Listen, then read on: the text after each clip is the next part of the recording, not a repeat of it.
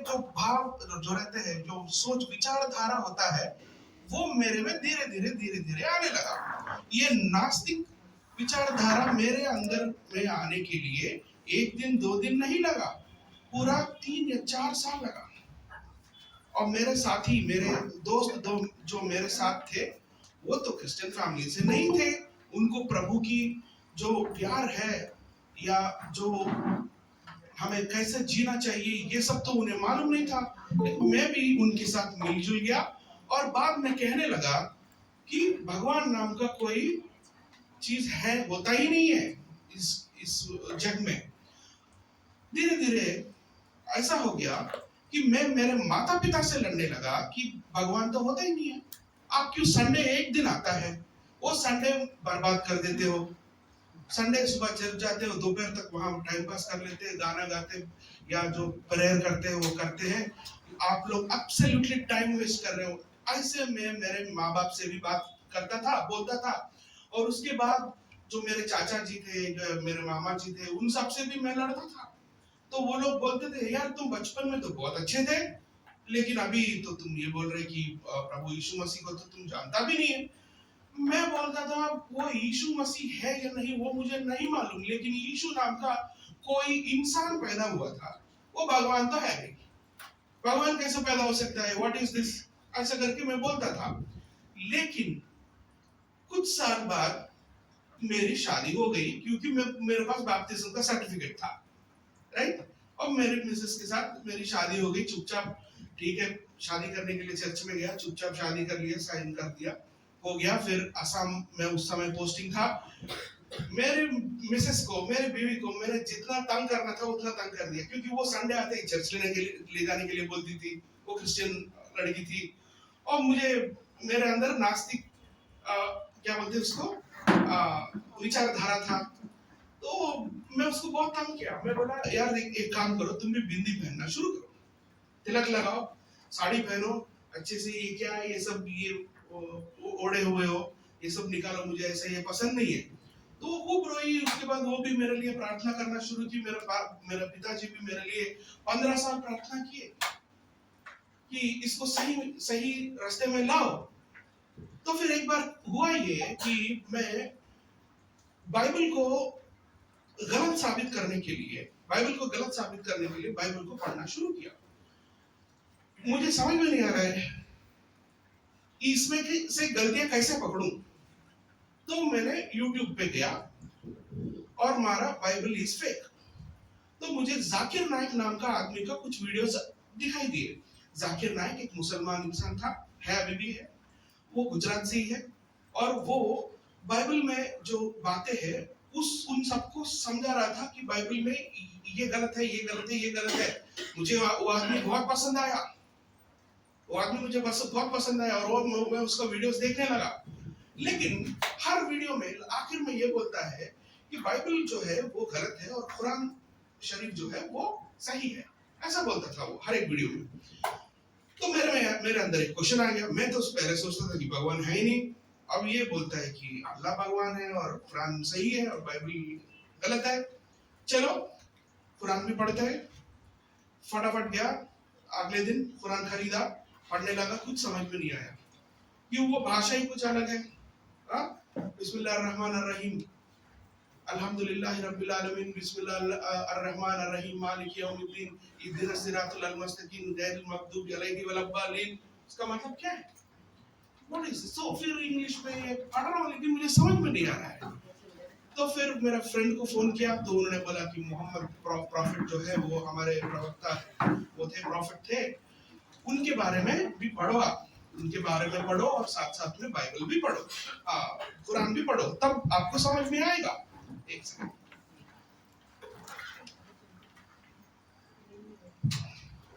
कुछ दिन बाद, लगभग 6 महीने बाद, मैंने ये देखा हर एक चीज में, हिस्ट्री, आर्कियोलॉजी, कॉइन्स, न्यूमिस्मेटिक्स वगैरह जो भी है, ये सब के साथ कंपेयर करते करते बाइबल और कुरान में जब भी पढ़ रहा हूँ, 2 लोग हार रहे थे। पहले मैं हार रहा था, बाद में कुरान हार रही थी, बाइबल जीत रही थी। क्योंकि every word which was told in Bible was correct. Every statement which was written in Bible was correct. Bible में हर एक जो वचन लिखा हुआ है वो हमारे इतिहास में हुआ था. बाइबल एक ऐसा भगवान का दिया हुआ वचने भरे हुए किताब है जिसमें हमें इस जो वर्ल्ड दुनिया इस दुनिया का पूरा हिस्ट्री हमें बाइबल में ही मिलता है. लेकिन दूसरे किताबों में जाके देख रहा हूँ उन सब में इधर उधर की कहानियां लिखे हुए हैं. तो फिर बाद में 15 साल बाद मैंने एक बार प्रार्थना की. वो मेरी पहली प्रार्थना 15 साल के बाद जो मैंने किया वो कुछ अलग टाइप का था. मैंने ये बोला, हे भगवान, मैं तुम्हें जानता नहीं हूँ, तुम्हारा नाम क्या है मैं जानता नहीं हूँ, लेकिन तुम कौन हो मैं ये जानना चाहता हूँ. मुझे सिर्फ थोड़ी सी बुद्धि दो, जस्ट थोड़ी सी बुद्धि दो तुम्हें समझने के लिए. वो प्रार्थना मैंने 15 साल के बाद करने के बाद मेरे मन में बहुत सी सुकून सी महसूस हुई. उसके बाद और आगे आगे आगे आगे पढ़ते जा रहा हूँ. मैं इससे पहले जो भी सोचता था, मेरी विचारधारा थी, वो 100% गलत थी. बाइबल जीत रही थी. Bible was 100% correct. You have to clap for the Bible please. बाद में कुछ लोग ऐसे मैंने देखा वीडियोस में कि बाइबल को गलत साबित करने के लिए निकले और यीशु मसीह को और ईश्वर को जो गाली देते हैं, ऐसे भी लोग मुझे दिखाई दिए. तो फिर बाद में मैंने प्रार्थना की, भगवान मुझे थोड़ी सी ज्ञान दो और ज्ञान दो. मैं क्या करूं समझ में नहीं आ रहा है. बीवी बच्चे हैं, उनको पालना है. मुझे पेंशन तो मिल रही थी, मैं तब तक रिटायर भी हो गया. अब जाके नया नौकरी देखना था, नौकरी में ज्वाइन होना था.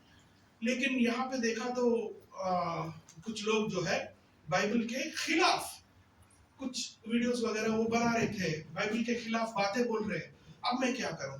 तो मुझे वो प्रार्थना के बाद भगवान ने मुझे लूक चैप्टर 21 वर्स 14 and 15 मुझे दिखाई दिया.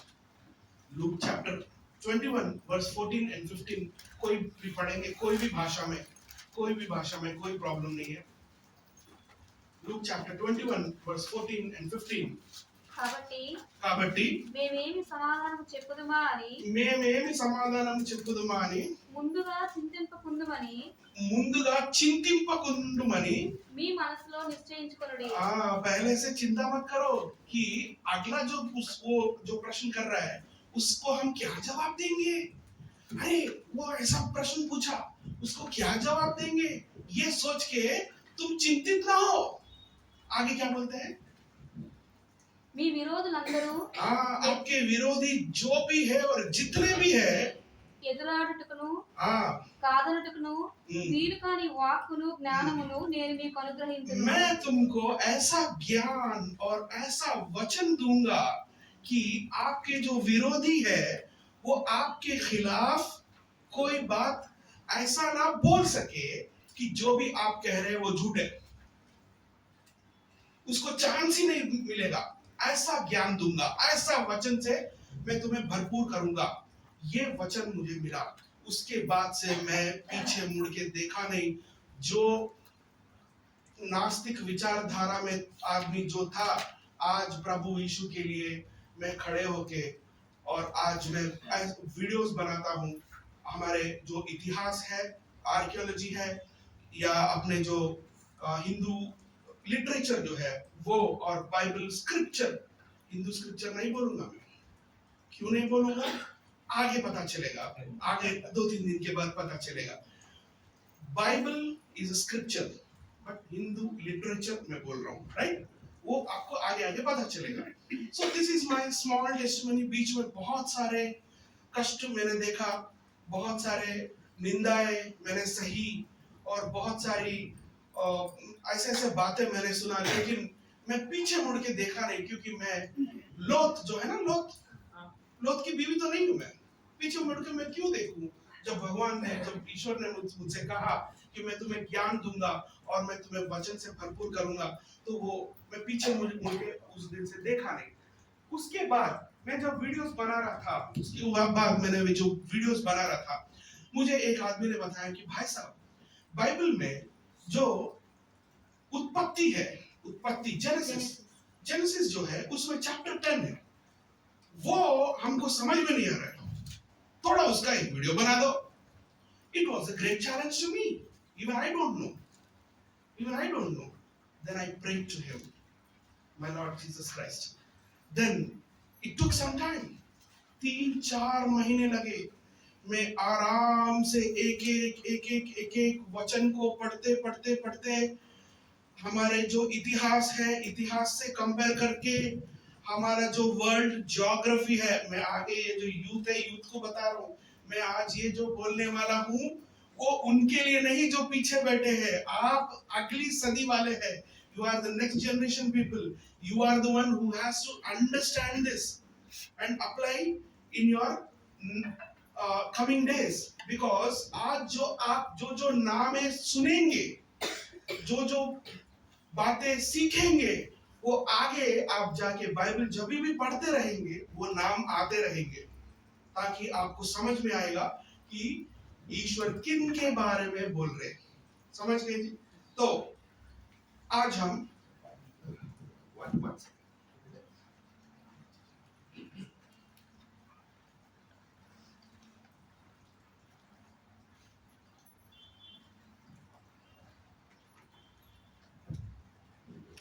आज का लेसन का नाम है टेबल ऑफ नेशंस। लिख लीजिए, table of Nations. Table of Nations का मतलब ये है कि एक टैबुलर फॉर्म है, right? Serial number, tabular form कैसा रहता है?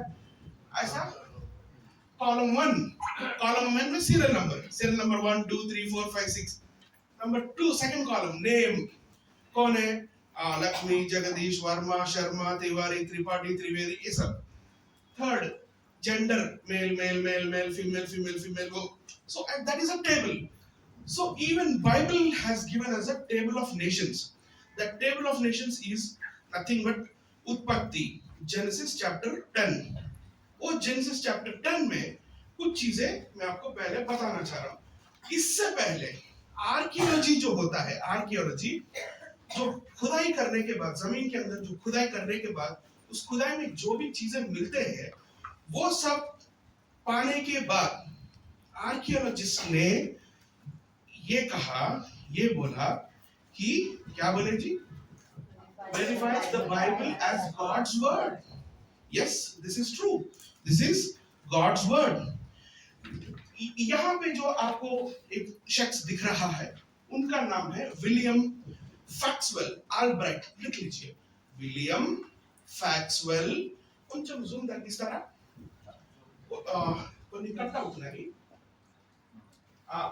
विलियम फैक्सवेल आल्ब्राइट, ये आदमी जर्मनी का था। ये निकला जर्मनी का था और ये निकला बाइबल को गलत साबित करने के लिए। और इजराइल में इन्होंने खुदाई करवाया।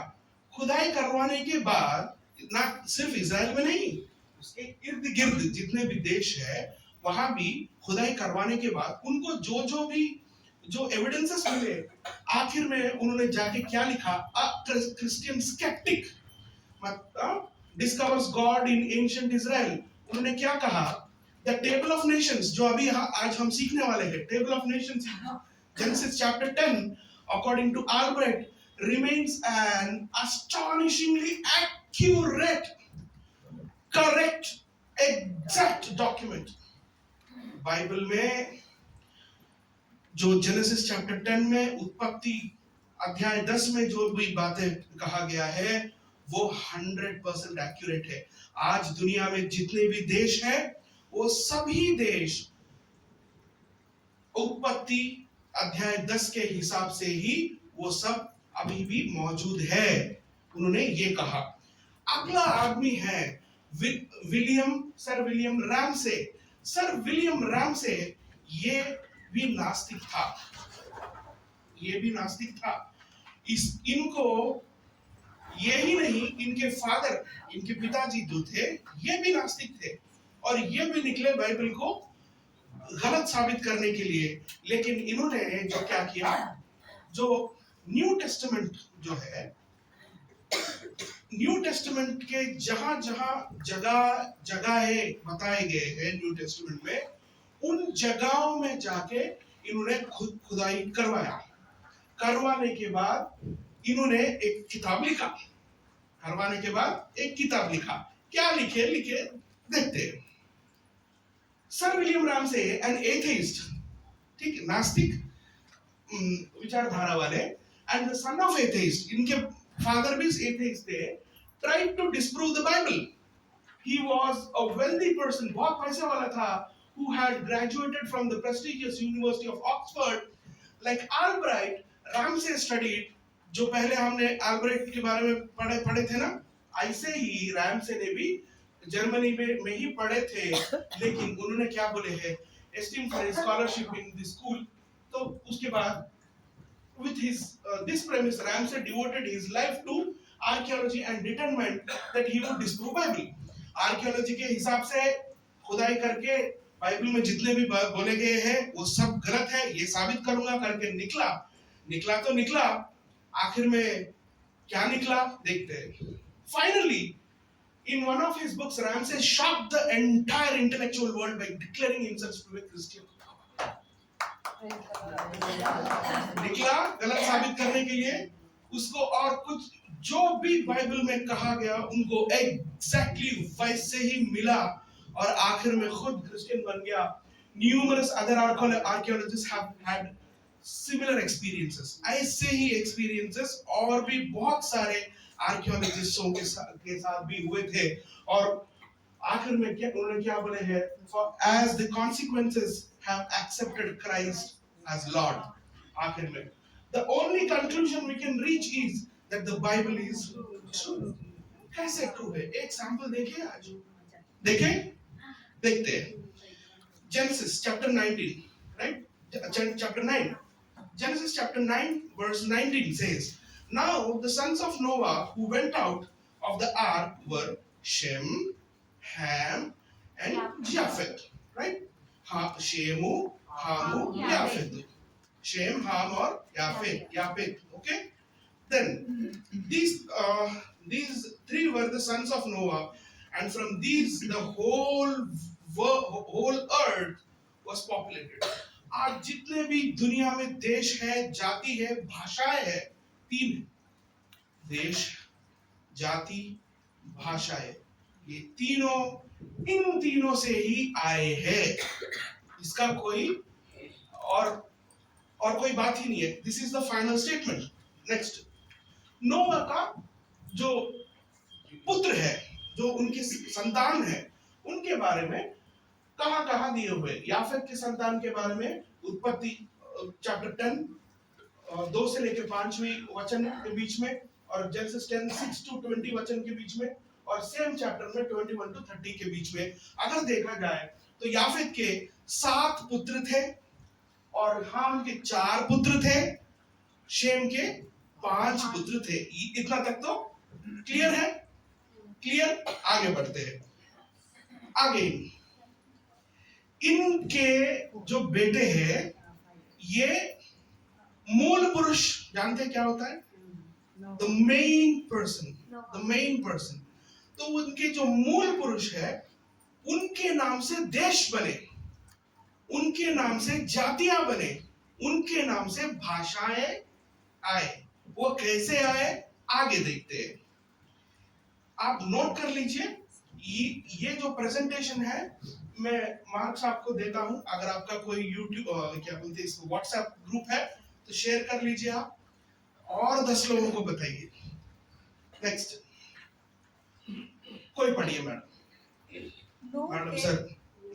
नूह के पुत्रा जो शेम, हाम और येफेत थे, उनके पुत्रा जल प्रलय के पश्चात उत्पन्न हुए। उनकी वंशावली ये है। येफेत के पुत्रा गोमोर, मागोग, मादे, यावान, तुबल, मिशेक और तिरास हुए। और गोमेर के पुत्रा अश्कनज, रीपत और तोगरमा हुए। और यागवान के वंश में अलीशा और तरशीश और कित्ती और दोदानी लोग हुए। इनके वंश अन्य जातियों के द्वीपों के देशों में ऐसे बट गए कि वे भिन्न भिन्न भाषाओं, भाषा, मैंने क्या कहा था? भाषा, भिन्न भिन्न भाषा, हाँ, कुलों हाँ। और जातियों के अनुसार कुल अलग छोड़ दीजिए, कुल एक्चुअली वो हिब्रू में नहीं है, राइट? जाति, राइट? हाँ, के अनुसार अलग अलग हो गए, अलग अलग देश बन गए, राइट? आगे देखते हैं। इसका मतलब ये है कि याफेत के ये जो 7 पुत्र है, उनमें से गोमेर जो है, ये गोमेर के पुत्र है, राइट? बाद में यावान, ये दिख रहा है आपको? ये यावान के पुत्र है, यावान के। तो ऐसे इनका हमें एक्सप्लेनेशन देते हुए आए बाइबल में। तो फिर एक बार चार्ट में देखते हैं क्या है। याफेत के पुत्र कौन थे? गोमेर के 3 थे, आश्कनाज, रिफात और तोगरमा। और ये कौन से देश है? We don't know. ये कौन सी भाषा बात करते हैं आज? We don't no. यावान के पुत्र 4 थे, एलिशा, तरशीश, कित्तीम, दादोनिम। ये कौन से देश है? ये कौन से भाषा बात करते हैं? ये दुनिया में कहाँ रहते हैं? क्या हमको मालूम? क्या नहीं मालूम। Let us learn this today. Shinar नाम का एक जगह है। उत्पत्ति चैप्टर 11 वर्स 4 से स्टार्ट होता है, राइट? वर्स 1 से ही वो शिनार के पास इलाके में जाने के बाद वो लोग सोचते हैं कि ठीक है, हम एक बाबेल का एक बहुत बड़ा एक वो बनाएंगे, राइट? तो फिर वो लोग क्या करते हैं, वहां पे डांबर मिलता है। डांबर जानते हैं आप लोग? तार जिससे रोड बनता है, वहां पे डांबर मिलता है। और वो लोग ईंट जो है, ईंट को जलाते हैं। ईंट को जलाने का टेक्नोलॉजी उसी टाइम में आ गया था।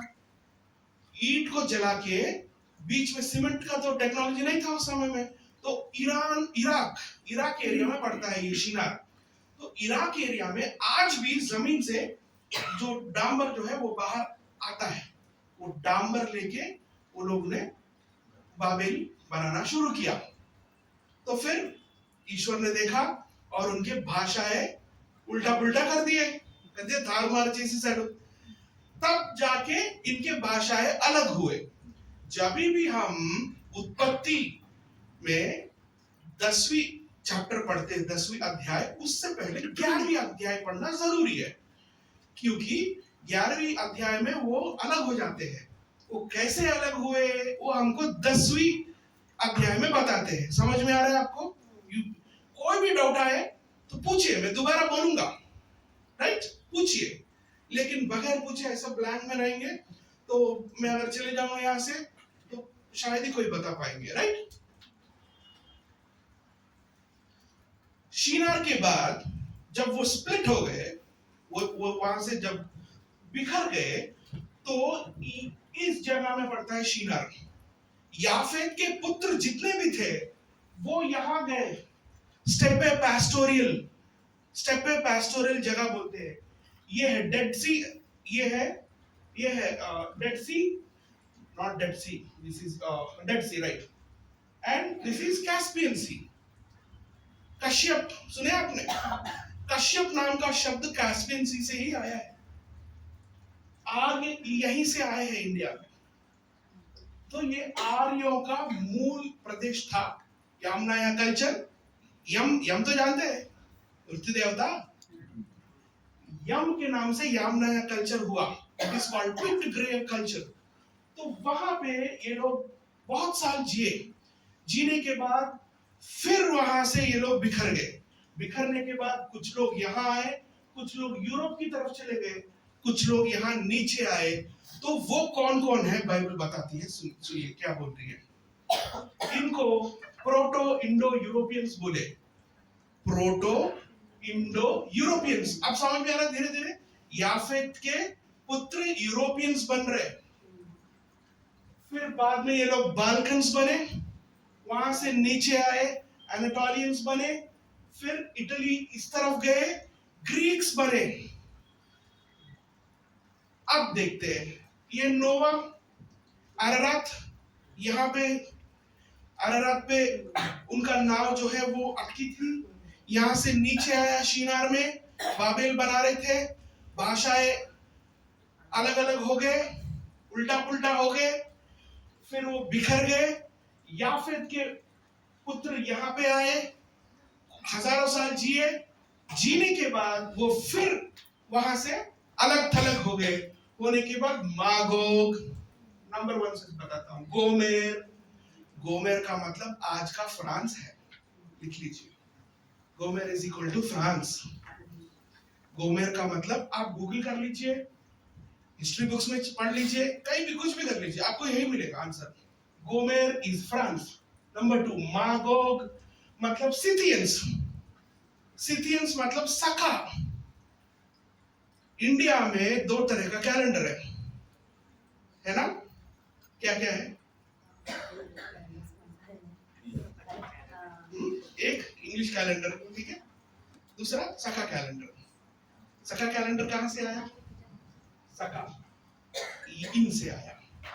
ये लोग जब वहां से स्टार्ट होके बाद में ईयर, आज से 2000 साल पहले, केवल इस यीशु मसीहा के समय में वहां से स्टार्ट होके जब इंडिया की तरफ आए, उन्होंने उनका कैलेंडर लेके आया, उसी को कहते हैं सखा कैलेंडर। हमारे देश में 2000 साल से पहले कोई कैलेंडर नहीं था, तो वो इंडो-सिथियन से। समझ में आ रहा है आपको? डोंट गेट डिस्टर्ब, आते जाते रहेंगे आप, सब्जेक्ट पे ध्यान दीजिए। उसके बाद मादई। मादई मादई कौन है? ये लोग कुछ दिन के बाद जब ऊपर से पर्शिया से लोग आए, तो उनके साथ मिलके पर्शिया मादई हुए कि नहीं? बाइबल में पर्शिया मादिया वाले हैं ये मादई। समझ में आ गया आपको? उसके बाद number 4, यावान। यावान यावान is called Ionia. Ionia का मतलब यूनानी। यूनानी मेडिसिन मिलते हैं आज। यूनानी मेडिसिन कहाँ ओरिजिनेट हुआ? ग्रीक में ओरिजिनेट हुआ। आयोनियंस का जो वर्ड है वो आयोनियन सी बोलते हैं उसे, आयोनियन समुद्र। उससे उन लोगों को आयोनियन नाम मिला। आयोनियंस बाद में यूनानी बने, राइट? मतलब जो भाषा जो है वो धीरे धीरे चेंज होते आया, मतलब वही है। तो आज के समय में हम उनको ग्रीक्स बोलते हैं। बाद में टॉरस बना है।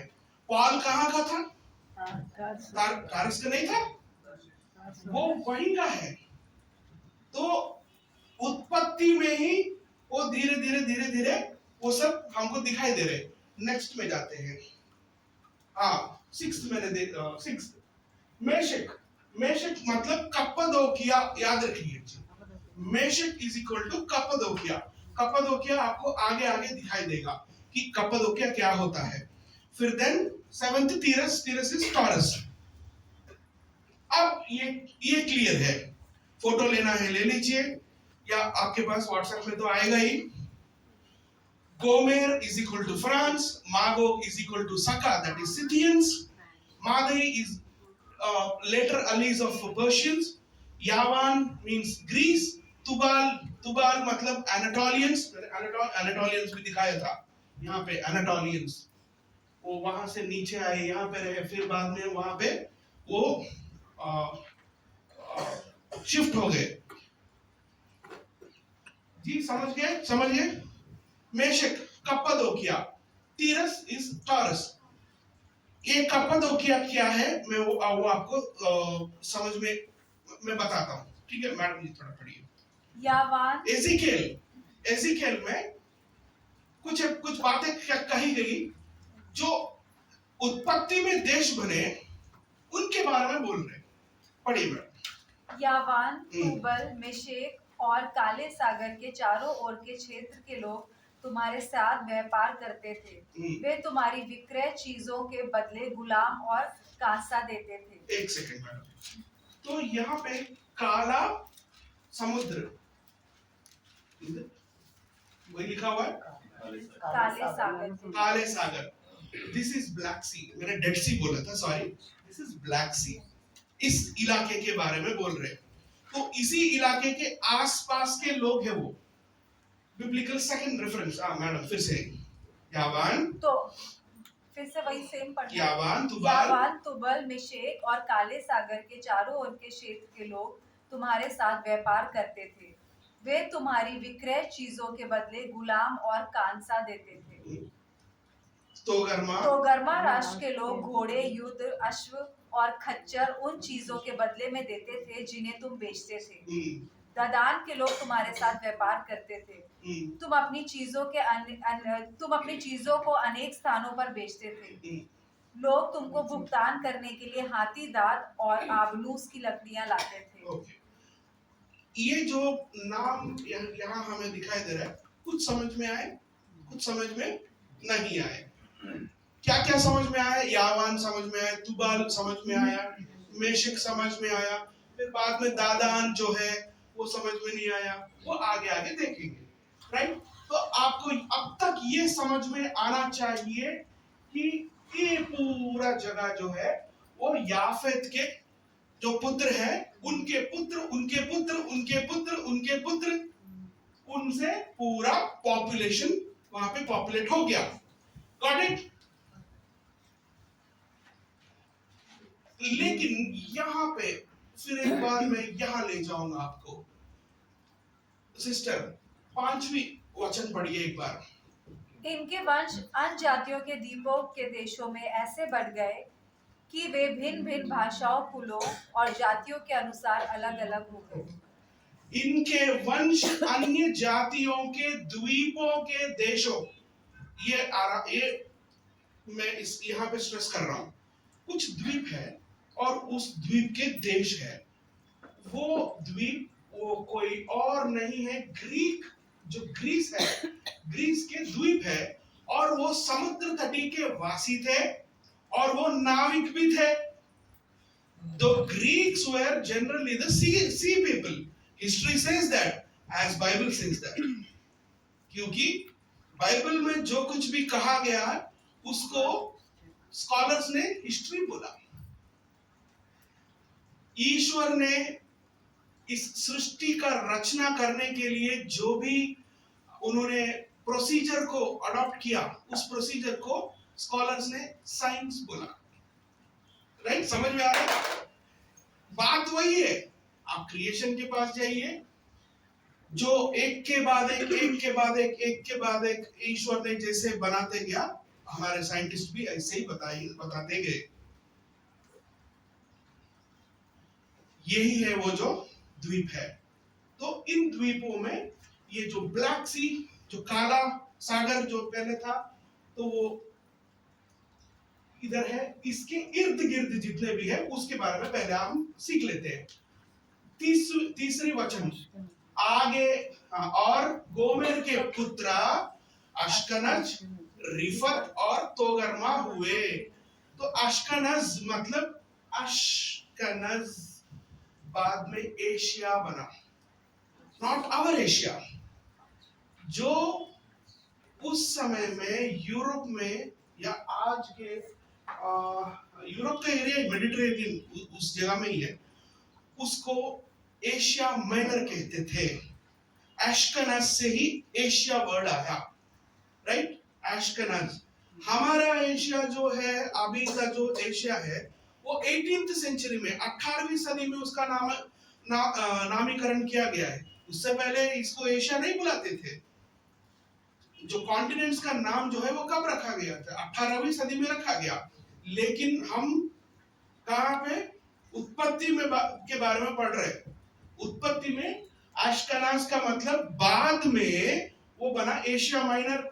रिफात कहाँ पे हमको नहीं दिख रहा है। रिफात बोल रहा है बाइबल, लेकिन रिफात हमको समझ में नहीं आ रहा है कहाँ पे। और तोगर्मा मतलब ये जगह पे है, इस जगह पे नीचे मेडिटेरेनियन सी है, ऊपर काला सागर है। देखते हैं अब आगे। ये एक और पिक्चर सिथियंस, सका हमने पढ़े थे, तोगर्मा, अश्केनाज, गोमेर, ये सब हमने पढ़े, लेकिन हमको रिफात नहीं मिल रहा है। रिफात को हमें अभी ढूंढना है। तो हम 2000 साल पहले, आज से 2000 साल पहले एक इतिहासकार था, उनका जिनका नाम है फ्लावियस जोसेफस। फ्लावियस जोसेफस ने इतिहास लिखा, उसमें उन्होंने बाइबल में जो जो भी लिखा हुआ है अपना जो उत्पत्ति में, वो भी उन्होंने भी बोला कि एकदम 100% करेक्ट है। और रिफात के बारे में इन्होंने भी रिसर्च किया तो इनको मिला, so did Rifat found the Riphians, now called Paphlagonia. Paphlagonia, Rifat is equal to Paphlagonia, लिख लीजिए।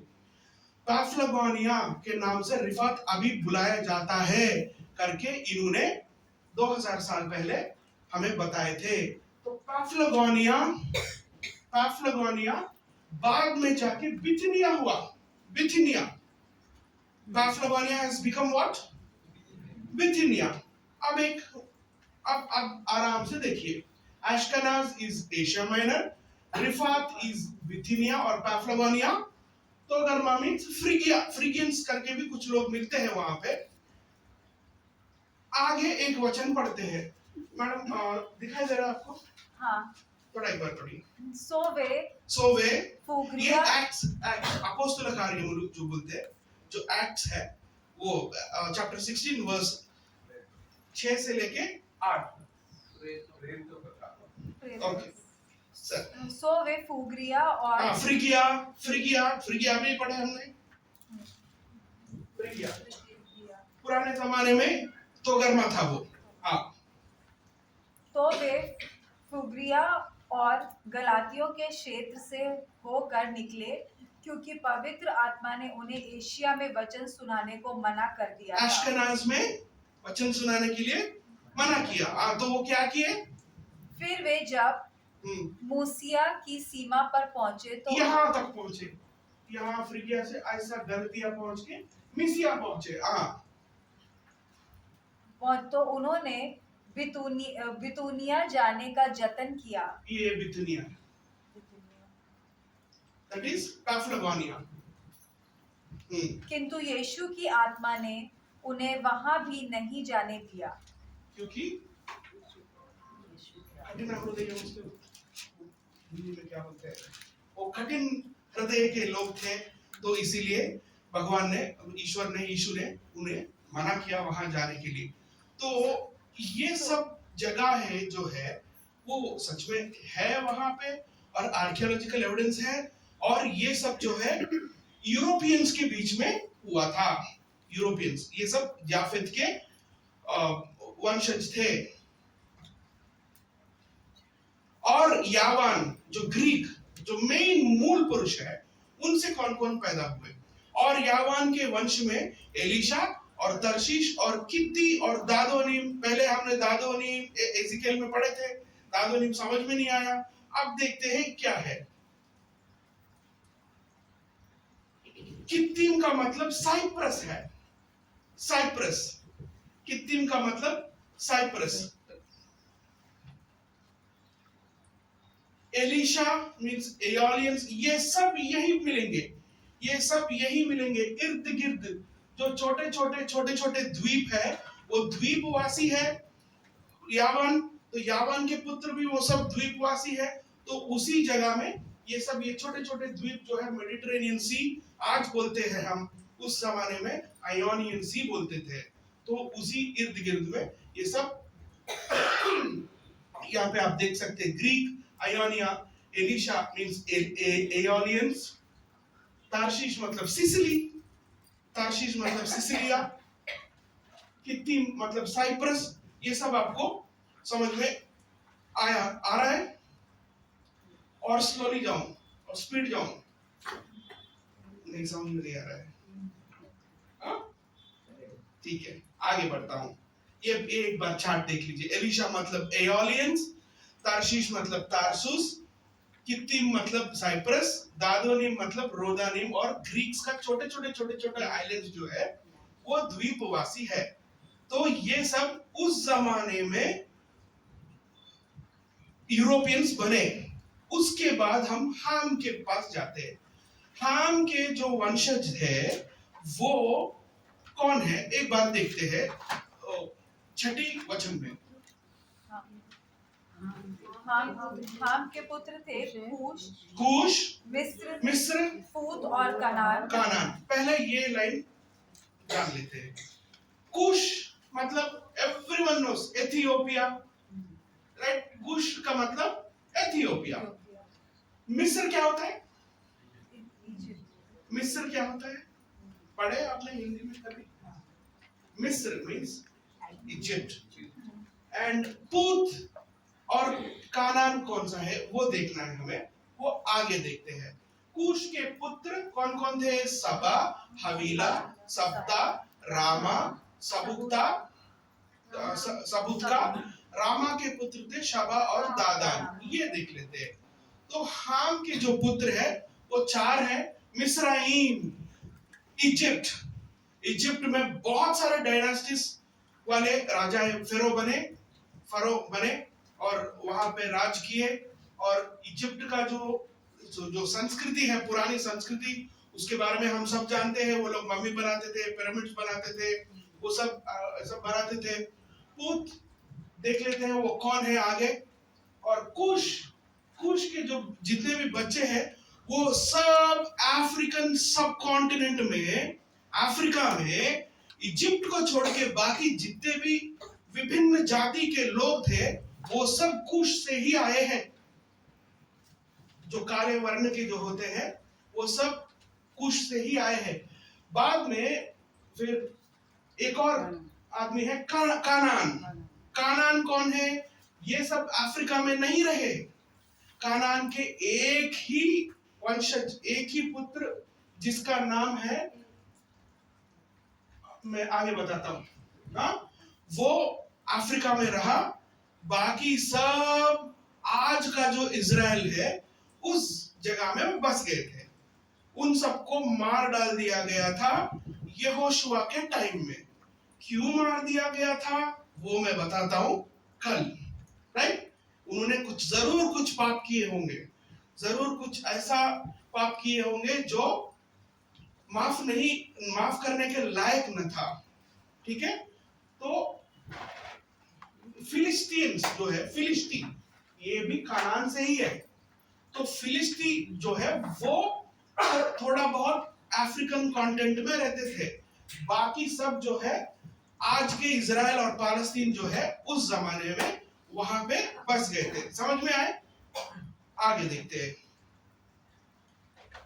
ये जगह में कानान के सारे बच्चे यहाँ पे इजराइल, उस जमाने के आज का इजराइल में बस गए थे। लेकिन बाद में ये जो उसी समय में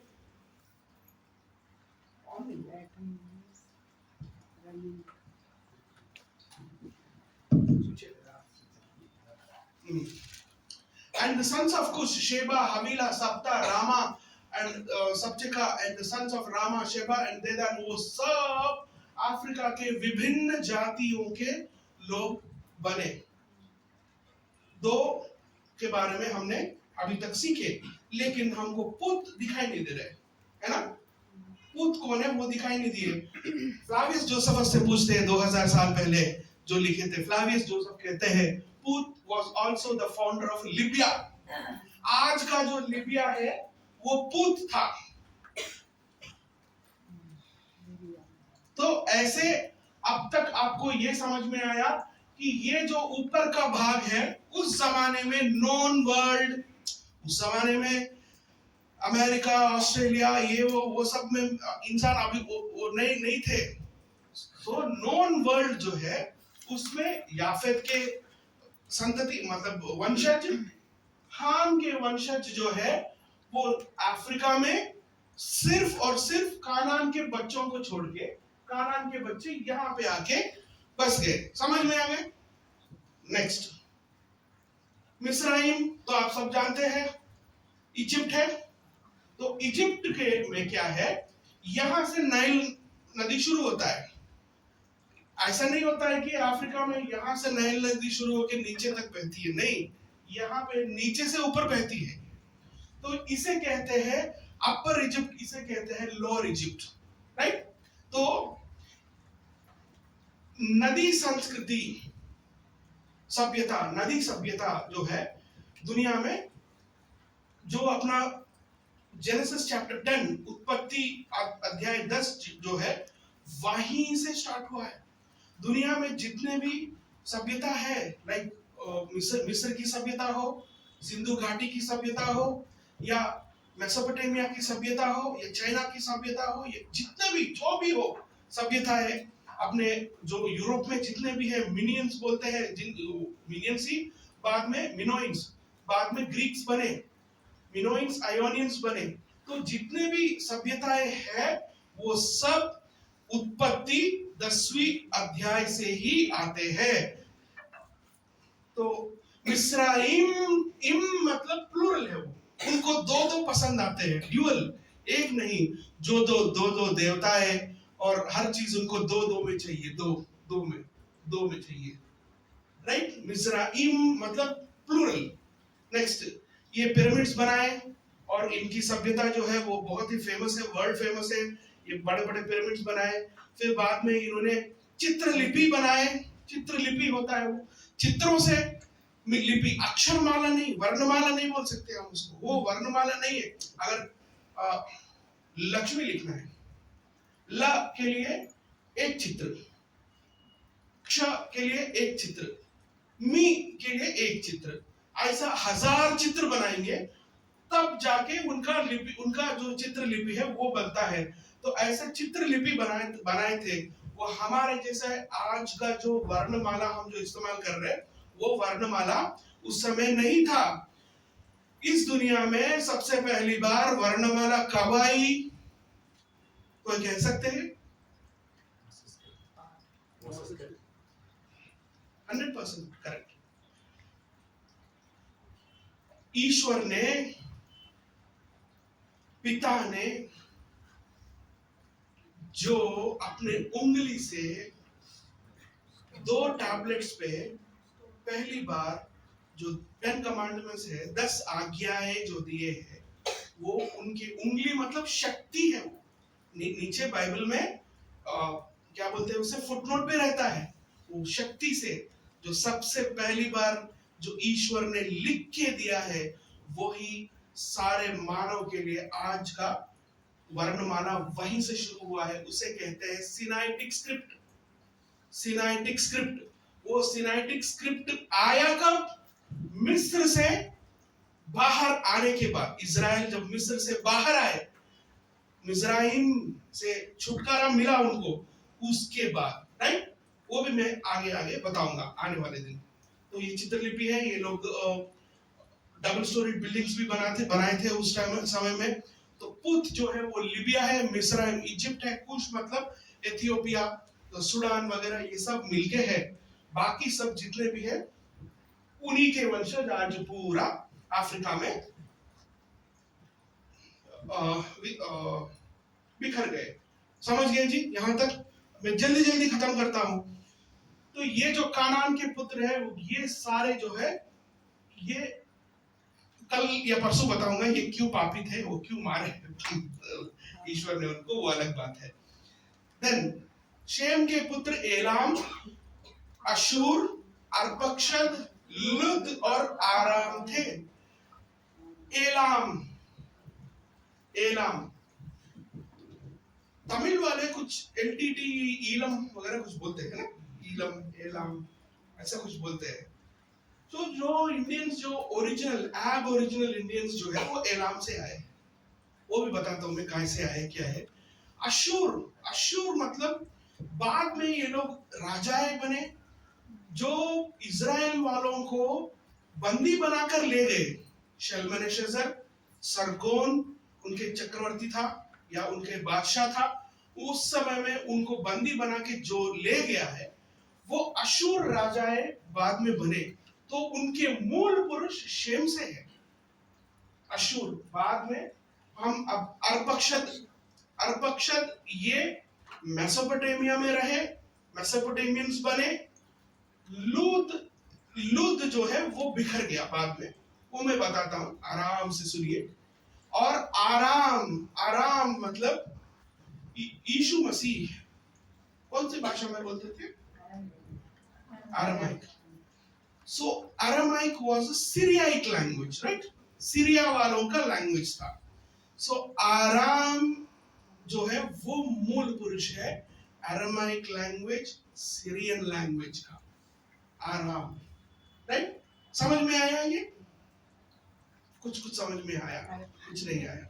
फिर से बताऊं, एलाम हमारे पूर्वज थे. वो कैसे? आगे बताऊंगा. अशूर ये शेम के पुत्र तो है, लेकिन बाद में ये लोग राजाएं बने. जैसे मिस्र वाले राजा नहीं बने थे, ग्रीक्स राजा ही नहीं बने थे. अलेक्जेंडर सिकंदर था, है ना, इंडिया तक आया था ना. तो भगवान ने, ईश्वर ने हर एक को चांस दिया, हर एक को चांस दिया. तो एलाम जो है वो भी राजाएं थे उस समय में. अशूर जो है वो जब राजाएं बने तो इजराइलियों के ऊपर ये लोग युद्ध करने के लिए आके उनको हरा के उनको बंदी बना के ले गए ना. सेकंड किंग्स नहीं रेफरेंस निकालना पड़ेगा. सेकंड किंग्स चैप्टर 17 वर्स 25 से पढ़िए.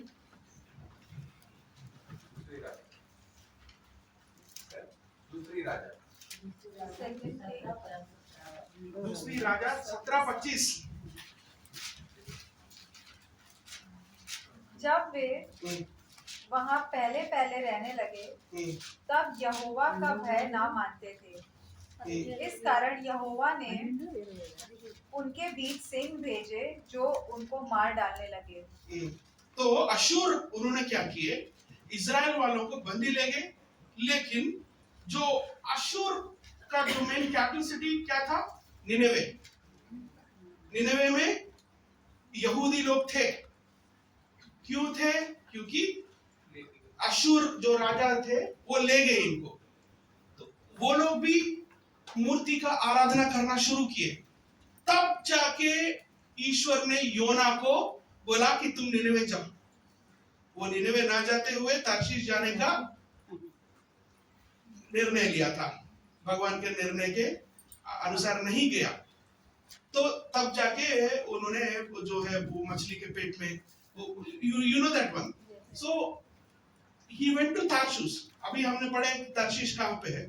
तो अशूर का मेन कैपिटल सिटी था निनेवे. तो आप पढ़िए मैडम हिस्ट्री. आगे का पढ़िए. इस कारण उन्होंने अशूर के राजा के कौन राजा?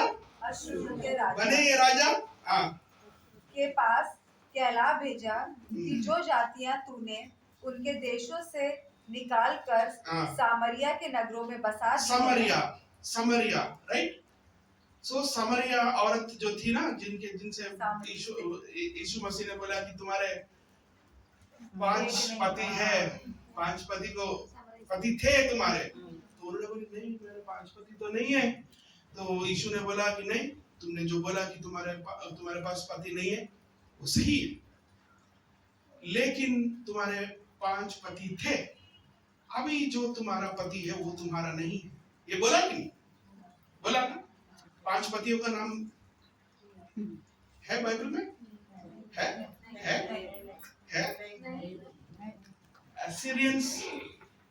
असीरियंस जो है उनके 29 पढ़िए मैडम.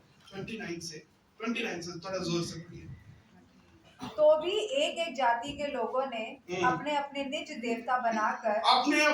देवता बनाए. कौन? अशूरों के राजाओं का निज देवता है बनाए. वो कहाँ जाके? समरिया में जाके.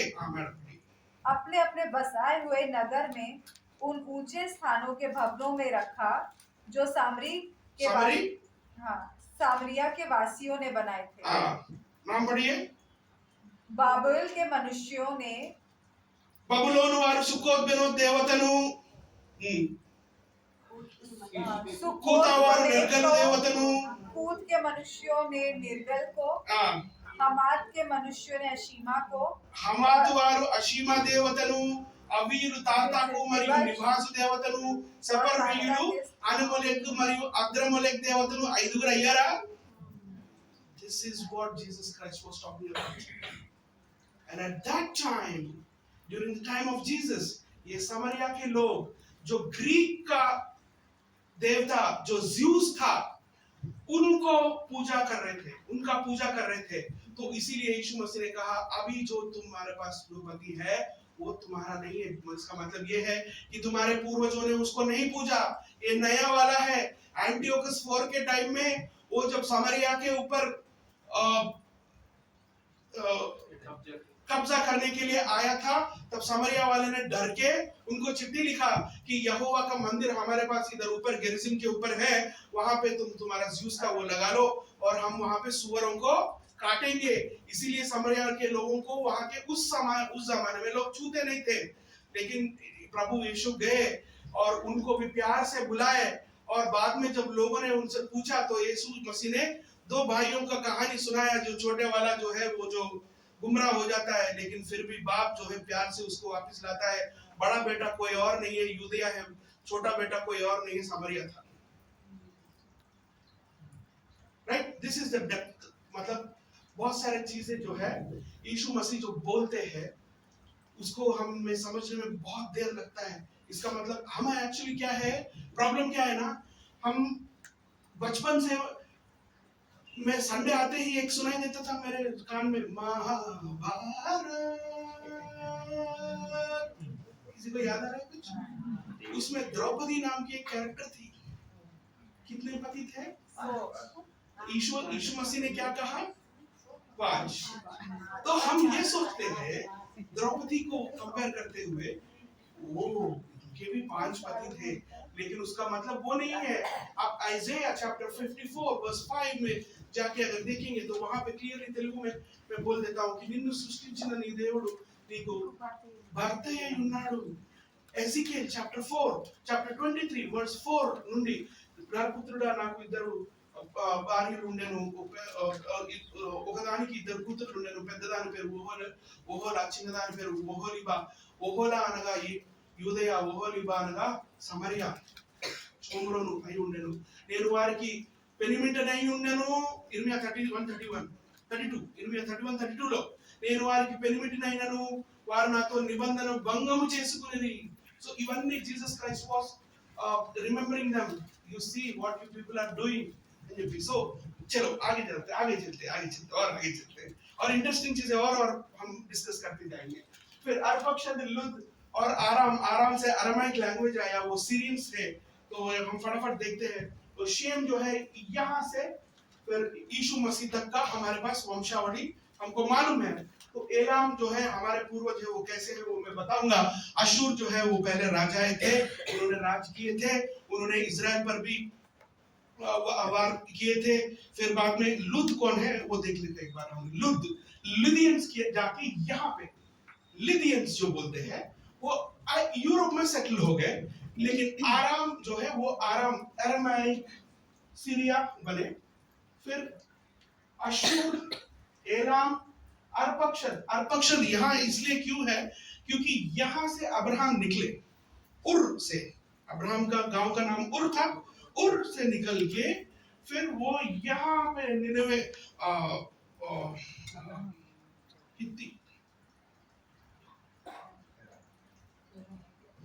हारान जाके वहां रह के, हारान में उनके पिताश्री का देहांत होने के बाद वहां से निकल के कानान आए। Right, so this is what the biblical history says and also the world history says. So Hamath वाले अशीमा देवता का अभी पढ़े, 2 राजुल ग्रंथम 2 राजा है 17:29 से लेके 31 तक पढ़े। तो हमात, आरोन, आमोन, मोआब, एदोम, ये सब उसी जमाने में वहां पे रहते थे। तो आराम हैज बिकम सीरिया, और ये दोनों मिला के भी आपको बाइबल में कुछ याद आना चाहिए। आ रहा है कुछ? फिनिशिया, सीरिया, कुछ याद आ रहा है? मार्क, ये औरत, Jesus and the Phoenician woman, हाँ, मार्क चैप्टर 7 वर्स 26। सिस्टर थोड़ा वास्तव में एक स्त्री जिसकी लड़की में दुष्ट आत्मा का निवास था, हाँ, यीशु के बारे में सुनकर तत्काल उसके पास आई और उसके पैरों में गिर पड़ी। ये स्त्री यूनानी थी। she was a Greek. She was a यावान की वंश से थी। और सीरिया के हाँ, फिनीकी में पैदा हुई थी। सीरिया के फिनिशिया, सो वो सब एक प्रोविंस था उस समय में, राइट। उसके अपने बेटे, okay it's okay. So Bible में, न्यू टेस्टामेंट में भी जो भी पढ़ते हैं वो सारे जगहें, सारे जातियों के नाम, ये आज भी हम जो भी हिस्ट्री की किताब पढ़ते हैं वो सब उत्पत्ति, क्यों नाम ही उत्पत्ति है।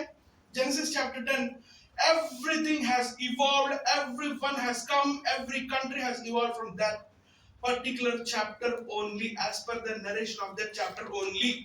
Next. तो शेम के कुछ वंशज जाके इधर अपने योगदान वगैरह जो ये सब जो है वो अरेबियन गल्फ में भी कुछ लोग सेटल हो गए, लेवांट एरिया में, Iran, Iraq, that is what earlier, इससे पहले उसको हम मेसोपोटामिया कहते थे। तो एलामिट जो है, जो एलाम वाले जो है, वहां से एक वो भी दो में बट गए। बहुत पहले उत्पत्ति के टाइम में दो में बट के एक जाति यहाँ पे आके सिंधु घाटी की सभ्यता बनाए वो लोग, वहीं से आए हम सब। तो अब ये मैप देख लीजिए, आपको एक क्लियर पिक्चर आया होगा। ये सेंटर प्लेस है, this is the centre place Jerusalem, right. Centre place को बना के तीनों आके मिलते हैं, इधर मिलते हैं, तीनों आके मिलते हैं, शेम, जाफेत, हैम। जितने भी एक्सपैंड हुए थे बाद में यहीं से ऐसा एक्सपैंड हुए, समझे। बेसिक ये है, ये चीज समझने के लिए पिछले 1 घंटे से हम सुन रहे थे, बहुत सारे नाम सुन रहे थे, बहुत सारे इंसिडेंट सुन रहे थे। मैं इतना डेप्थ में क्यों बता रहा हूं, ताकि आपको आगे भी याद रहे। एक बार सुन के छोड़ देंगे तो भूल जाएंगे आप। तो मेसोपोटामिया में एक फर्टाइल क्रिसेंट नाम का एक नाम रखे थे बाद में, वहां पे एलाम के लोग थे। तो मेसोपोटामिया से ही असीरियंस भी आए। असीरियंस अभी हम पढ़े, असीरियंस का भी एक बहुत बड़ा हिस्ट्री था। वो भी एक तरह का चित्रलिपि ही है, उनके पास भी वर्णमाला नहीं था, तो एक वो भी टाइप ऑफ चित्रलिपि में ही लिखते थे, उसको क्यूनिफॉर्म लिपि बोलते थे। उनके भी बड़े बड़े मूर्तियां थे, और उनके बड़े बड़े राजाएं थे, और उनका जो लेटर जो है उनका लाइब्रेरी है। ये इसको अशुर बानीपाल लाइब्रेरी कहते हैं। अशुर बानीपाल नाम का एक राजा था, जितने भी उनके पूर्वज ने लेटर लिखे थे दूसरे देशों को, उन सब लेटर्स मंगवाए। लेटर्स कैसे होते थे पहले, वो मैं आगे बताऊंगा। सो असीरिया के बारे में मैंने तो सिर्फ बोला है 5-10 मिनट।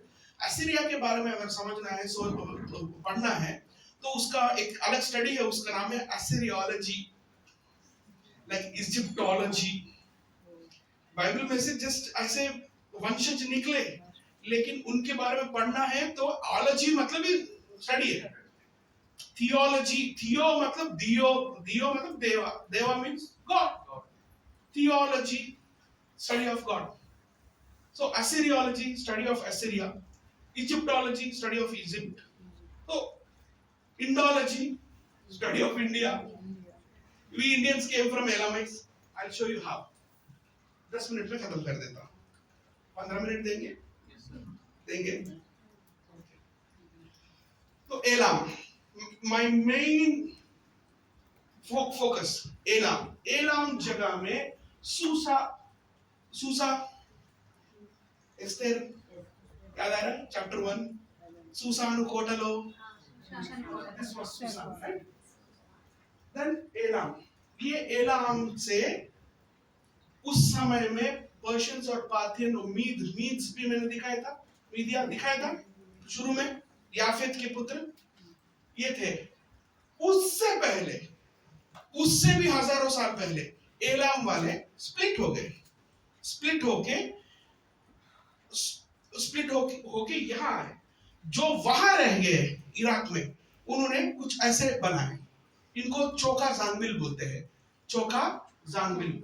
उनको भी ईंट बना के ईंट को जलाना आता है, क्योंकि हमने शिनार में क्या पढ़े थे 11वीं अध्याय में, ईंटें जलाना उनको आता है, तो इन्होंने भी ईंटें जलाए। तो और ये बनाए बड़े बड़े भवन, ये बड़े बड़े भवन बनाए।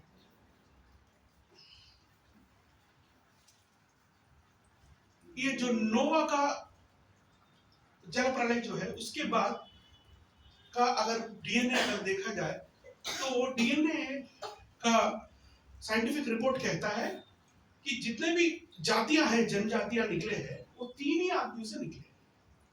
हैप्लो ग्रुप बोलते हैं, 3 haplogroups main, Ham, Shem and Japheth. Scientific DNA report बोल रहा हूं, ये सब पढ़ूंगा नहीं, इतना पढ़ के सुनाने की जरूरत नहीं है। जितने भी मिलियंस ऑफ ईयर्स, जितने भी आप ये भी कुछ भी कर लीजिए, बाइबल इज करेक्ट, क्योंकि ये एग्जैक्टली कब हुआ है, क्या हुआ है, वी डोंट नो।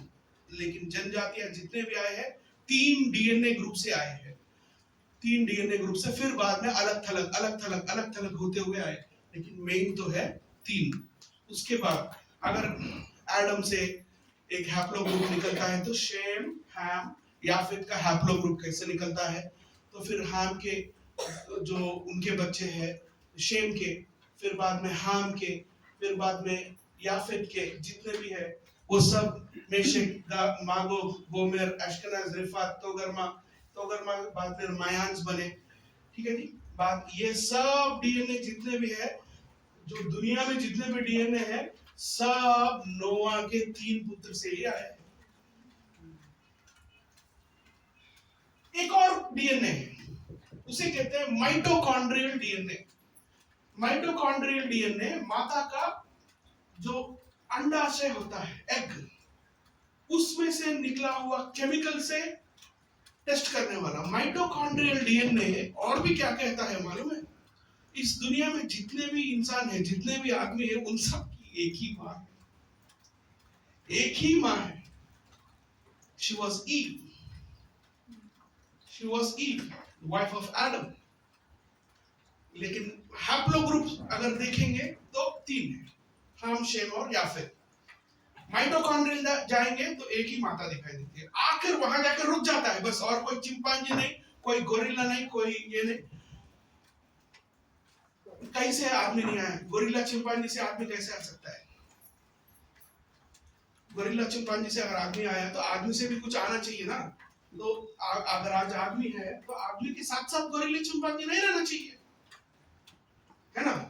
तो दैट इज रॉन्ग। जो डार्विन ने कहा, डार्विन मरते मरते ये भी बोला कि यस, मैंने जो मेरे बचपन में मैंने उसको बोला था, वो मेरा इमेजिनेशन है, मैंने ऐसा सोचा था। तो इसको ऑन करेंगे, मैंने ऐसा सोचा था, लेकिन वो अभी मुझे मालूम नहीं है कि कितना तक करेक्ट है। लोग बोलते हैं कि चिंपांजी से आदमी आया, नहीं। आदमी का और चिंपांजी या जो भी पहले जितने भी थे, उन सब में एक मिसिंग लिंक है, मिसिंग लिंक।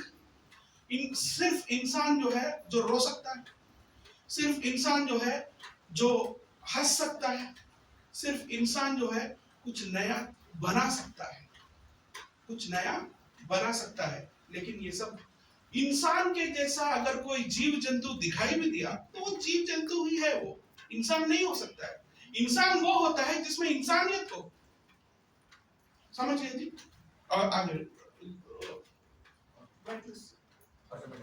ओके।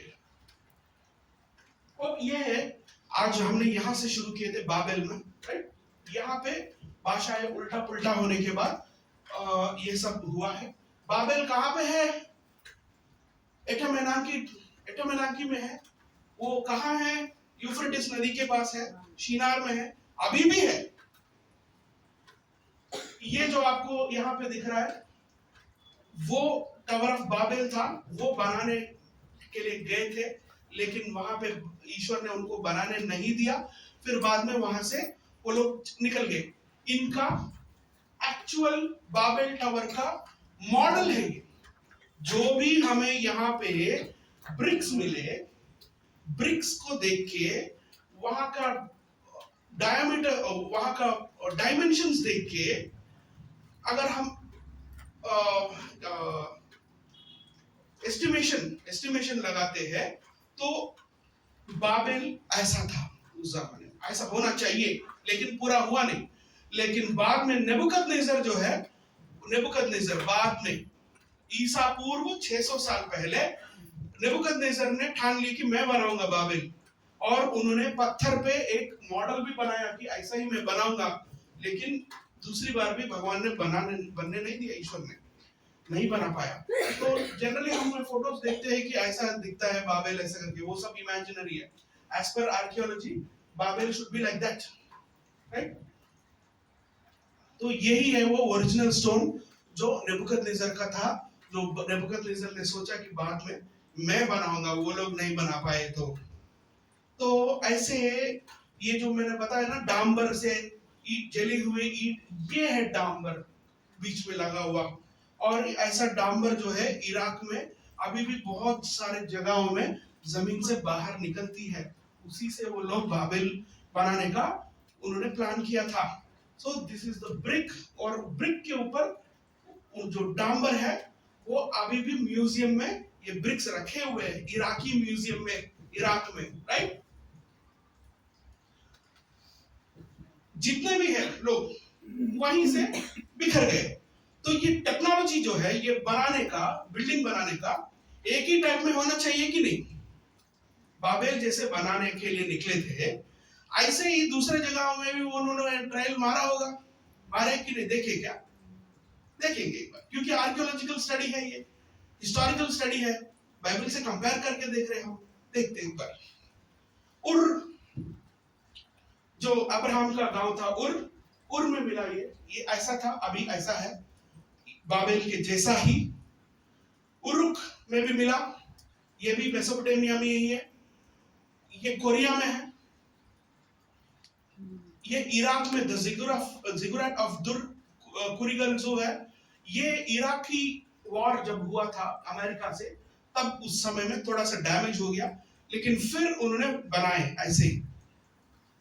तो पिरामिड स्ट्रक्चर्स जितने भी है वो बाबेल से ही आते हैं, बाबेल से ही इंस्पायर्ड है, क्योंकि जितने भी लोग हैं उन सब के पूर्वज एक ही थे, और पूर्वज सब मिलके बाबेल बनाने का कोशिश किए थे।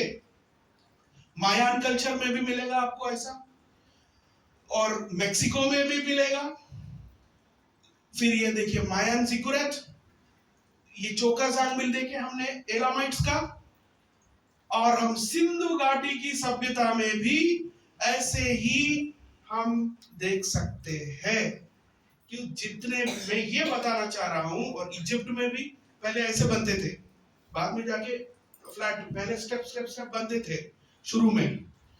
तो मैं ये कहना चाह रहा हूं कि यहां पे बाबेल, यहां से जब लोग स्प्लिट अप हो गए, या जो बिखर करने जाने के बाद, नदियां जो है या हरियाली जो है वहां पे जाके बस के अलग अलग सभ्यताएं बनाए हैं। जो इजिप्ट हो, या मेसोपोटामियन हो, सिंधु घाटी की सभ्यता हो भारत में, या चाइना की हो, या यूरोप की हो, या कुछ भी हो, सब अपना जेनेसिस चैप्टर 10 से ही निकलता है। समझ गया अभी तक जो भी मैं समझाने चाह रहा हूं, राइट? देन उसके बाद ये आप यहाँ रहते हैं, एलाम से कुछ लोग हमारे पूर्वज आए और यहाँ पे सिंधु घाटी की सभ्यता बनाए। तो यहाँ पे इसको लोथल कहते हैं। आप यहाँ रहते हैं, राइट? आप यहाँ रहते हैं, लोथल यहाँ पे पड़ता है। इंडिया का सबसे फर्स्ट पोर्ट था वो कौन? नाव एक जगह से दूसरी जगह ट्रेड, फॉरेन ट्रेड्स करने के लिए ईसा पूर्व 2200 साल पहले हमारे पूर्वज ने बनाए थे।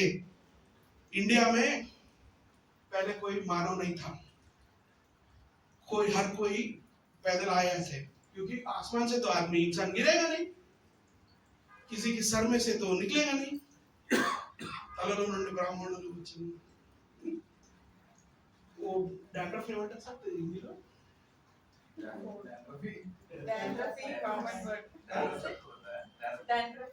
रूसी रूसी सिर से मुंह से निकलता है, ब्राह्मण कैसे आते हैं? चांस नहीं है ना, वो सब बनाई हुई कहानियां हैं। कोई पैर से निकले, कोई पेट से निकले, कोई कोई अपने पेट से निकले, कोई छाती से निकले। ये सब भी बाइबल से ही है, बाइबल से ही कॉपी किया है वो सब। नेबूकदनेस्सर एक सपना देखता है, सो रहा था, सपना आया, अगला दिन हुआ, भूल गया सपना। लोगों को बुलाया, बहुत लोगों को, जो मंत्रियां मांत्रिक जो थे, तांत्रिक जो है, सबको बुलाया, बोला कल रात मैंने एक सपना देखा था, मुझे याद नहीं आ रहा, थोड़ा बताओ भाई, आपने सपना क्या देखा पहले वो तो बताओ। अरे मुझे वही तो याद नहीं है। तो उन्होंने बोला तुमको तो सपना भी याद नहीं है, लेकिन उसका मतलब हम क्या समझाए? तो क्योंकि सपना अगर याद है तो कुछ ना कुछ मतलब बना के वो मतलब बता देते। लेकिन फिर डैनियल ने कहा, अरियोक नाम का एक नपुंसक था, उनसे जाके बोला कि ठीक है, उनको मारो मत। वो जो जितने भी है, वो तारे देख के, ग्रह देख के, इंसान का ग्रह दिशा बताने वाले जो भी है, उनको मारो मत, तो मैं बताऊंगा। फिर उन्होंने ईश्वर को प्रार्थना किया। तो फिर जाके नेबूकदनेस्सर के पास बोला, राजा आपने एक अद्भुत प्रतिमा देखी, उसका सर सोने से बना हुआ था, उसकी छाती और उनके बाहु जो थे वो चांदी से बना हुआ था, और उसका पेट और उसका जो पैर है वो किससे बने हुए थे? पीतल से बने हुए थे। रागी तो छे बड़ी नदी, और उसके पैर जो है आयरन एंड मड क्ले दोनों से बना हुआ था, लेकिन उसके पैर जो है, फीट जो है, वो मिट्टी से बना हुआ था। बोले कि नहीं? बाद में इन्होंने क्या किया, वहां से नेबूकदनेस्सर ने इनको मार डालने के लिए बोला, तो वो लोग वहां से भाग के इंडिया में आ गए, बोलते कि सिर में से ब्राह्मण आया, छाती और बाहु में से क्षत्रिय आया, पेट में से वैश्य आया, पैर में से शूद्र आया। नेबूकदनेस्सर का सपने का डुप्लीकेट मारते हो इधर आके, हमको बेवकूफ बनाते हो, हाँ? है ना? बात किसी का सिर से, छाती से, पेट में से, पैर में से इंसान कैसे निकलता है? इंसान तो माँ की कोख से निकलता है। भगवान जो यीशु मसीह ने भी माँ से ही पैदा हुआ है ना? तो मांस और जो खून से बना हुआ आदमी, जो इंसान जो है, वो माँ से पैदा होता है। सिर से तो रूसी निकलता है, ब्राह्मण कैसे निकलते हैं? है ना? ये सब गलत है। तो मैं ये कह रहा हूं, तो ऐसा इंसान ऊपर से तो नहीं आया, लेकिन एलाम वाले जो है यहाँ पे इंडिया में आके बसे, तो वो मैं आगे जाके बताऊंगा। एलाम वाले, आप इसको लॉक करिए। अब भाषाएं देखते हैं फटाफट 5 मिनट में। हेमिटिक लैंग्वेजेस भी 3 तरह के ही होते हैं, क्योंकि हमें पांचवी वर्स नंबर 5 वचन 5वीं वचन, उत्पत्ति अध्याय 10 वचन 5 में क्या लिखा हुआ है कि वो लोग वहां से अलग थलग हो गए और अलग अलग देश बन गए, अलग अलग जाति में बढ़ गए, अलग अलग भाषाएं। तो जाति हमने देखा है, देश हमने देखा है, भाषाएं भी देखना पड़ेगा ना। तो भाषाएं भी फटाफट देखते हैं कि दुनिया में 3 ही तरह की भाषाएं, लैंग्वेज फैमिलीज है। लैंग्वेज फैमिली वो है हेमिटिक, सेमिटिक और रियाफितिक। हेमिटिक लैंग्वेजेस जितने भी है वो Africa and some parts of Arab में बात किया जाता है, और सेमिटिक लैंग्वेजेस जो है वो some parts of Arab and full Levant में पहले बोलते थे। इस्लाम बाद में राइज अप होने के बाद अभी सारे अरबिक टाइप, पर्शियन टाइप भाषा बात कर रहे हैं। लेकिन मैं पुराने जमाने की बात बोल रहा था। जाफेटिक लैंग्वेजेस जितने भी है, proto Indo European language family, वो सब जो है वो जाफेद से ही आते हैं। जैसे संस्कृत जो है, संस्कृत क्या भारत देश का है? नहीं है। भारत से कोई मतलब नहीं है संस्कृत का। संस्कृत जो है प्रोटो इंडो यूरोपियन लैंग्वेज है, यूरोप से आया है इंडिया में। वो कैसे आया क्या है आगे बताता हूँ। पहले कुछ लैंग्वेज होता था, उसे नोस्टाटिक बोलते हैं। नोस्टाटिक किसी को मालूम नहीं। ईश्वर ने आदम से किस भाषा में बात किया, नोआ से किस भाषा में बात किया, किसी को मालूम नहीं है। लेकिन भाषाएं उल्टा पुल्टा होने के बाद वो आफ्रो एशियाटिक, कांचेवेलियन, द्रविडियन, यूरियास्टिक मतलब इंडो यूरोपियन ये सब बने बाद में। तो फिर ये तीन भाषाएं जो है इनको आप आराम से पकड़ के रखिए। तो शेम से जितने भी लैंग्वेज आते हैं वो सेमिटिक लैंग्वेजेस बोलते हैं। उसी में से हमको अरामाइक, हिब्रू देख रहा है आपको, हिब्रू, फिनिशियन, मोआबाइट ये सब आते हैं। सेमिटिक लैंग्वेजेस में भी एक और लैंग्वेज आता है, वो है द्रविडियन लैंग्वेज। सेमिटिक से ही द्रविडियन लैंग्वेज आता है। तो दिस इज द्रविडियन लैंग्वेज। ये द्रविडियन लैंग्वेज में जो पुराने जमाने में जो लैंग्वेज बात करते थे वो उर में एम्मा बोलते, तो उरु में अम्मा, तो हम मदर बोलते हैं। तो मतलब इंग्लिश में तो अम्मा, अब्बा, अप्पा, अलई, आलम, अय्या, उयिर ये सब एलामाइट लैंग्वेज है। एलाम कहाँ से आया है? शेम से आया है। शेम का बड़ा पुत्र का नाम ये है। तो हमारे भाषा तो डीएनए के हिसाब से देखा गया तो यहाँ हमने एलामाइट्स को देखे हैं। तो एलामाइट्स का जो डीएनए है वो भी द्रविडियन से बहुत कुछ मिलता है। द्रविड़ मरियो द्रविड़ भाषा सो द्रविड़ और द्रविड़ की भाषाएं जो है बाद में स्प्लिट अप हुए। तमिल, तेलुगु, मलयालम, कन्नड़। पहले प्रोटो द्राविडियन, आदिमा द्रविड़ भाषा। तो जो अपना शुरुआती स्थिति में थी, ये सब भाषाएं बाद में बने। लेकिन हमारे पूर्वज पहले सिंधु घाटी के सभ्यता में रहते थे ना। वहां पे एक जाति के लोग रह गए, वो है ब्राहुई। वो लोग अभी भी वहां पे है और वो अभी भी ब्राहुई बात करते हैं। ब्राहुई तमिल से बहुत मिलता है, बहुत मिलता जुलता है। तो ये जो सिंधु घाटी की सभ्यता है, इनके वो जो बीड्स है, पूसलू बोलते तेलुगु में, राइट?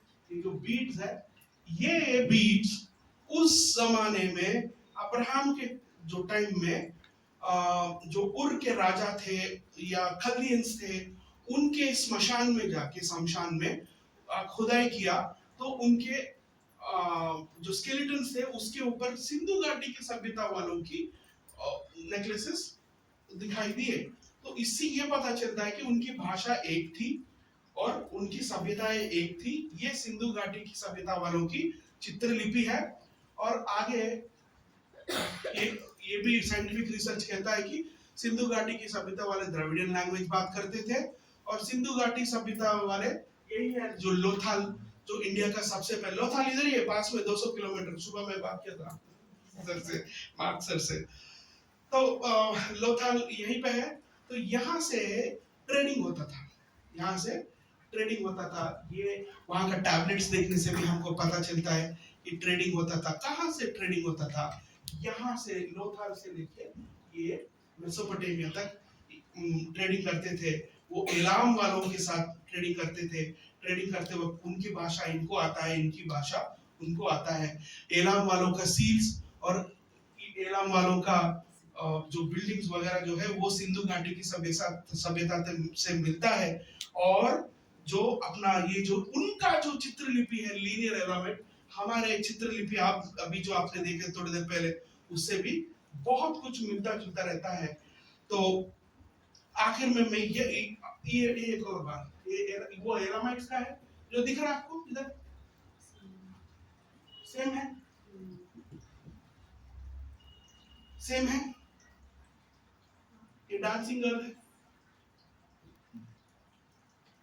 तो मदर गॉडेस उनका था। ये वो एलामाइट का है, ये इंडस वैली सिविलाइजेशन। सिंधु घाटी की सभ्यता और एलामाइट्स का। तो एलामाइट्स, एलामो द्रविडियन थियरी, एलामाइट्स भी द्रविडियन ही थे। तो हमारे पूर्वज जो है वो यहीं से आए हैं। तो डीएनए भी ये कहता है, तो हमने ये सब देख लिया है। तो मैं ये कह रहा हूँ कि everything which is told in Bible is correct. आप डीएनए के हिसाब से जाइए, लैंग्वेज के हिसाब से जाइए, देश के हिसाब से जाइए, जाति के हिसाब से जाइए, हिस्ट्री के हिसाब से जाइए, आर्कियोलॉजी के हिसाब से जाइए। बाइबल से आप छुटकारा नहीं पा सकते, क्योंकि this is the real truth, the only truth. मैं नास्तिक विचारधारा वाला आदमी आज आके ये ऐसा, मैं आज मेरा जीवन में मैं पहली बार हिंदी में लेक्चर दे रहा हूँ। आज मैं पहली बार हिंदी में लेक्चर दे रहा हूँ, लेकिन मुझे ऐसा बिल्कुल महसूस नहीं हुआ कि मैं हिंदी में लेक्चर दे रहा हूँ, क्योंकि it is the will of God what I think. And if God is so powerful that he has the ability to do anything which he wills, right? तो भगवान ने, ईश्वर ने हमको एक चीज दिया है ध्यान करने के लिए, वो है Bible. And this is the only truth. And at last आप जो भी आज बातें सुने, सीखे, समझे, वो अपने पास मत रखिए। आपके दोस्तों को जरूर बताइए, आपके रिश्तेदारों को बताइए, आपके जो करीबी लोग हैं उनसे आप शेयर करिए, और उनको भी असली मार्ग में, असली रास्ते में लाने का कोशिश करिए। क्योंकि आगे जाके हम अगले 2-3 दिन के बाद यहाँ पे हमारा देश में जो पूजने वाले जो देवी देवताएं हैं वो कौन है, वो कहाँ से आए हैं, वो सच में देवी देवताएं है या नहीं, वो भी हम सब सीखेंगे। तो 10 बजने के लिए अभी 10 मिनट है, तो आई एम सो सॉरी, आज फर्स्ट वाला दिन है तो मैं थोड़ा लॉन्ग लिया हूँ। कल से छोटा छोटा क्लासेस देते रहूंगा, लेकिन सब्जेक्ट का क्वांटिटी इतना ही रहेगा। And please do come. आप अगर मिस हो गए तो मैं तो हमेशा आपके साथ नहीं रहूंगा, 7 दिन के बाद मैं वापस चले जाऊंगा। सो काइंडली डेली आने का कोशिश करिए। Thank you, thanks a lot.